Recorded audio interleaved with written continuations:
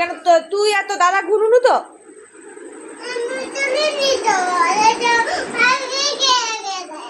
কি হয়েছে? পাখাটা ঘুরে গেছিল।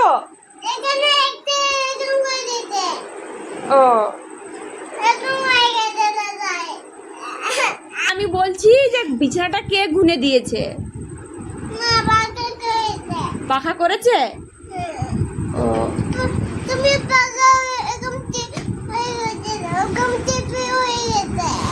ও পাখাটা টিপে সুইচ দাবি দিতে ঘুরছে পাখা। ও পাখা ঘোরার জন্য এটা হয়েছে।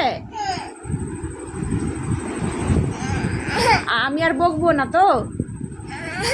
হ্যাঁ